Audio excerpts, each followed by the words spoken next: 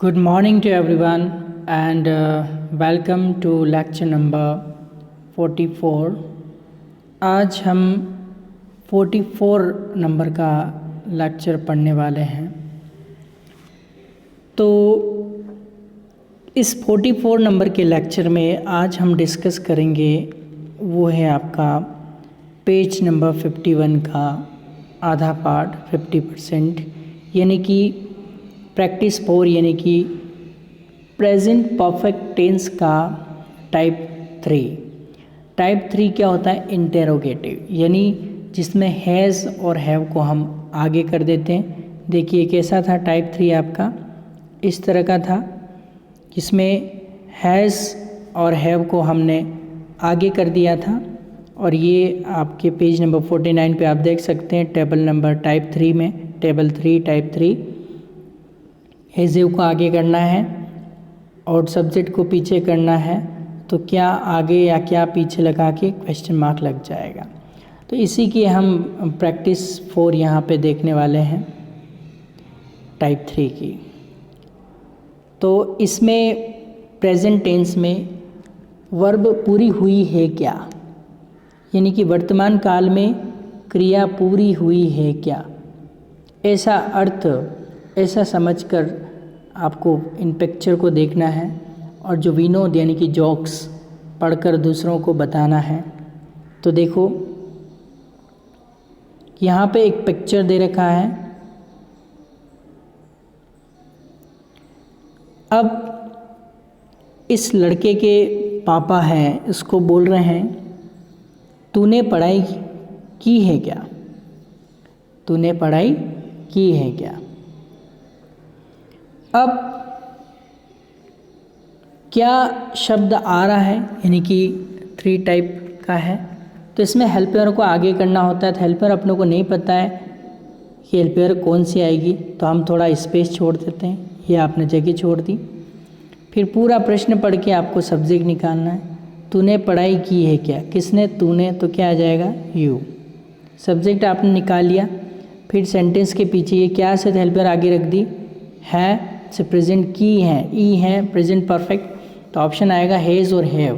तो आपने जहाँ स्पेस छोड़ी वहाँ यू आ रहा है, तो यू के कारण क्या बैठ जाएगा, हैव बैठ जाएगा। और पढ़ाई करने के तो स्टडी, और जहाँ चुका लिया दिया प्रेजेंट परफेक्ट V3 लगानी है तो स्टडीज़ हो जाएगा। बहुत ही सिंपल वे में आप इसको ट्रांसलेट कर ले, कुछ नहीं करना है, कौन करके सब्जेक्ट लेके और पीछे से आगे चलते रहना है। ये भी क्या आगे पीछे लग रहा था, हमें आगे हेल्पर की जगह छोड़नी पड़ेगी। ये क्या पीछे या आगे हो तो हम आगे हेल्पर की जगह छोड़ेंगे, ये ध्यान रखना आप। ओके, देखो अब क्या आ रहा है, तो हेल्पर की जगह छोड़ देते, नहीं पता। पूरा प्रश्न पढ़ के सब्जेक्ट निकालो। तूने मेरे जूते पॉलिश किए हैं क्या, किसने, तूने, तो तूने के लिए क्या आ जाएगा यू।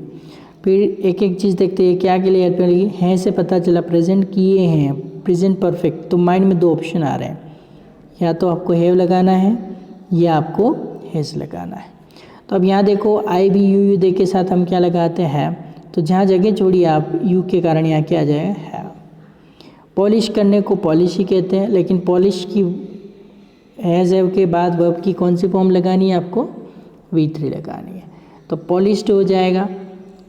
मेरे जूते तो माई shoes. Okay, have you polished my shoes, तूने मेरे जूते पॉलिश किए हैं क्या, तो have you polished my shoes. इस तरह से हम प्रश्न पूछते हैं सामने वाले। तो आंसर क्या यस और नो में आएगा। ओके, चलिए अगला पिक्चर देख के और ट्रांसलेट करने की कोशिश करें। क्या यह चित्र लता ने बनाया। अब देखो इसमें क्या कहाँ आ रहा है, आगे, और इसके पहले वाले सेंटेंस में क्या कहाँ आ रहा था, पीछे। तो क्या आगे हो पीछे हो कहीं भी हो तो आपको हेल्पर आगे करनी ही करनी है, बस क्या बीच में नहीं होना चाहिए। क्या अगर सेंटेंस के बीच में आएगा, यहाँ बीच में आएगा, तो फिर व्हाट आगे करेंगे। और क्या फर्स्ट में हो या क्या लास्ट में हो तो उसके हेल्पर को हम आगे करेंगे। ये आपको ध्यान रखना है।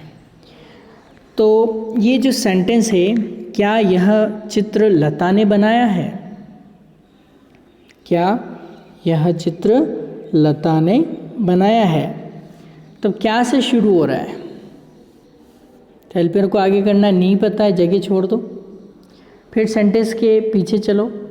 है से पता चला प्रेजेंट बनाया है, आ है आ रहा है, इसमें प्रेजेंट परफेक्ट है।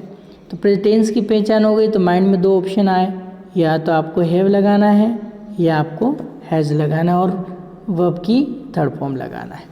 तो अब देखो लता कितनी है? एक है। तो एक के लिए क्या आएगा? जहाँ जगह छोड़ी वहाँ हैज़ आ जाएगा। ओके। और फिर चित्र बनाने को क्या कहते हैं? ड्रॉ। और ड्रॉ की V3 आएगी, क्योंकि हैज़ और हैव के बाद हमेशा हम V3 यानी कि वर्ब की थर्ड फॉर्म ही यहाँ पे लेते हैं। तो ड्रॉन हो जाएगा। और यह चित्र को कहते हैं दिस पिक्चर। तो has Lata drawn this picture? क्या यह चित्र लता ने बनाया है? ये वाला सेंस इसमें निकलेगा। ओके। अब आगे चलते हैं। नेक्स्ट जो है, इस पिक्चर में अगर आप देखो तो आपको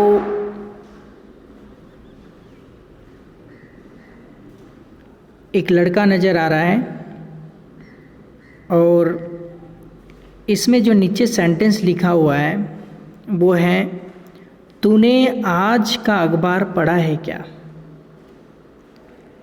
अब इसका मतलब कोई ना कोई इन्फॉर्मेशन होगी इम्पोर्टेंट, तो बताने के लिए पूछ रहे हैं कि तूने आज का अखबार पढ़ा है क्या? अब क्या आगे हो या पीछे हो, हम हेल्पर को स्टार्टिंग में रखते हैं टाइप 3 के अंदर, जिसे इंटेरोगेटिव कहते हैं, प्रश्नवाचक कहते हैं, INTERROGATIVE इंटेरोगेटिव। अब हेल्पिंग वर्ब की थोड़ी सी हमने जगह छोड़ दी, क्योंकि हमें पता नहीं कि हेल्पिंग वर्ब कौन सी बैठेगी।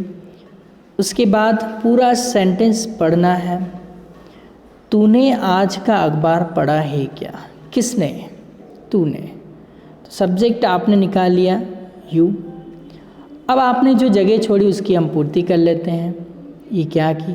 है से पता चल रहा है ये प्रेजेंट है, पढ़ा है, आ है निकल रहा है, तो यानी कि प्रेजेंट में परफेक्ट है। तो माइंड में दो ऑप्शन आ रहे हैं, या तो आपको हैव लगाना होता है या आपको हैज़ लगा के वर्ब की थर्ड फॉर्म लगानी। तो ये डिपेंड करता है सब्जेक्ट के ऊपर, आपने कौन सा सब्जेक्ट निकाला है।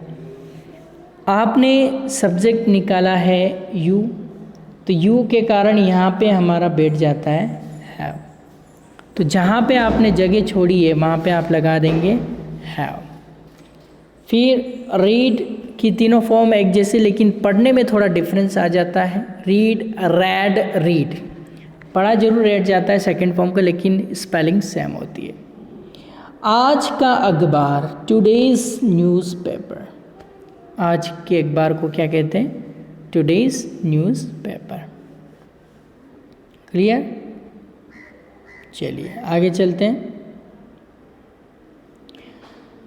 अगला जो सेंटेंस है वो ये है, तूने खाना खाया है क्या?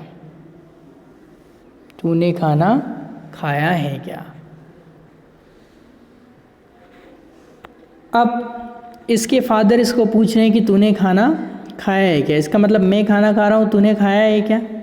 ये इसके फादर को सर्व कर रहा है। तो इसके फादर से पूछ रहे तूने खा लिया है, या तूने खाना खा लिया है क्या, या तूने खाना खाया है क्या? बात एक ही है। तो सबसे पहले आप देखो क्या आ रहा है, तो हेल्पर को आगे रखना होता है। क्या बीच में आए तो हेल्पर को आगे नहीं रखते, ये ध्यान रखना आप। ओके, जैसे तूने क्या खाया, क्या बीच में आया तो what did you eat, what have you eaten, इस तरह से हम बना सकते हैं। तो आपको ये ध्यान रखना है कि क्या आगे या पीछे आया तो हेल्पर की जगह छोड़ दी आगे। फिर पूरा प्रश्न पढ़ के सब्जेक्ट निकालना है। तूने खाना खाया है किसने? तूने। सब्जेक्ट आ गया यू। फिर ये जगह की पूर्ति कर लेते हैं, है से प्रेजेंट, आस है प्रेजेंट परफेक्ट। माइंड में दो ऑप्शन, हैज़ या हैव, तो यू प्लूरल है, बहुवचन है तो हैव लग जाएगा। और खाने को भी हैव कहते हैं, हैव की वापस थर्ड फॉर्म होगी हैड।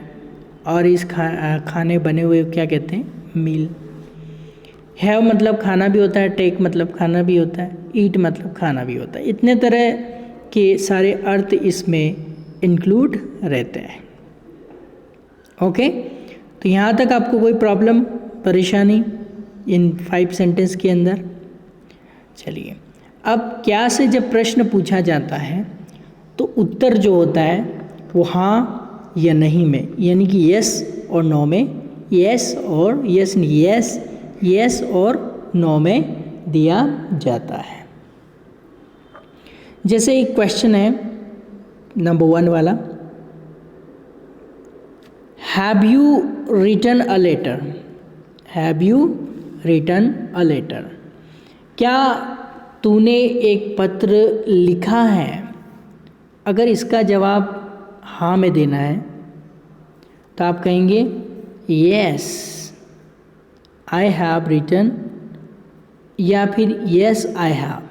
मेन वर्ब लेने की ज़रूरत नहीं, शॉर्ट में इतना बोल सकते यस आई हैव। और नहीं कहना है तो नो आई हैवंट रिटन या नो आई हैवंट। ये मेन वर्ब को छोड़ भी सकते हैं और मेन वर्ब को बोल भी सकते हैं, दोनों टेक्निक है। फिर अगला जो क्वेश्चन पूछा जा रहा है, has he written a letter? क्या उसने पत्र लिखा है?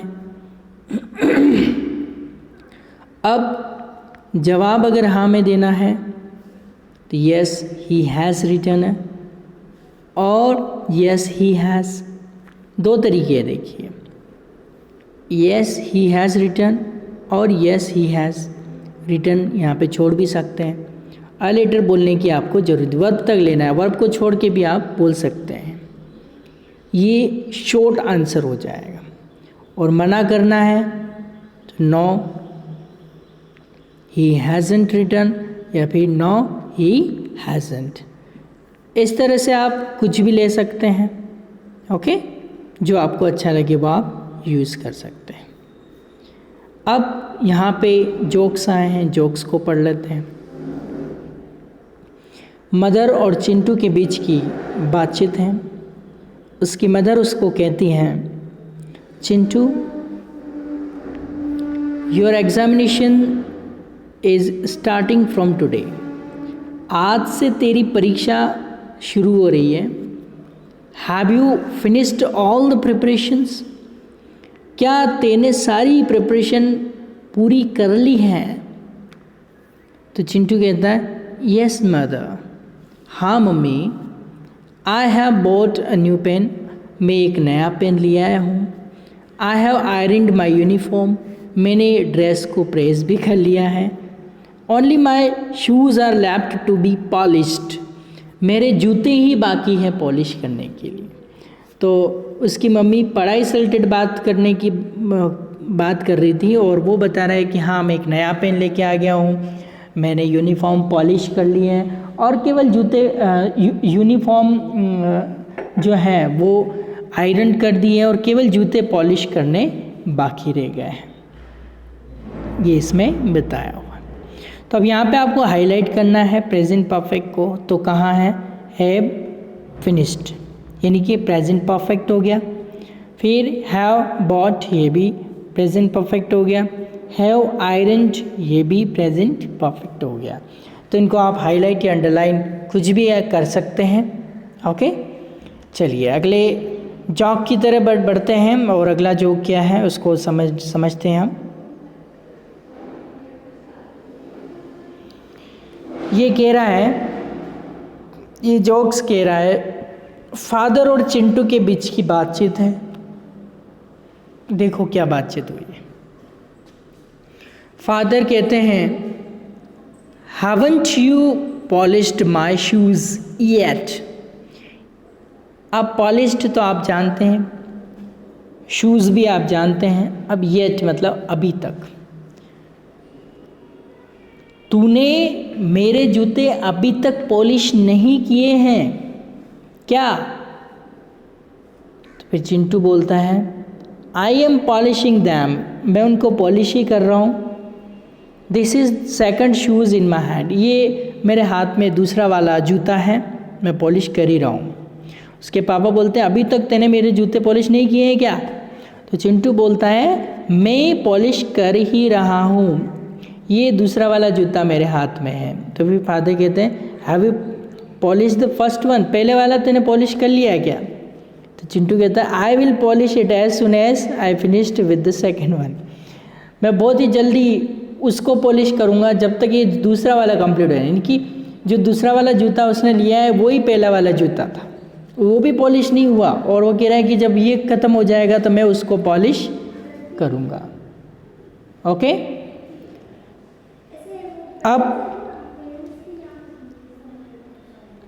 जो इस तरह के जो जोक्स हैं वो आपको पढ़ने की कोशिश करनी है।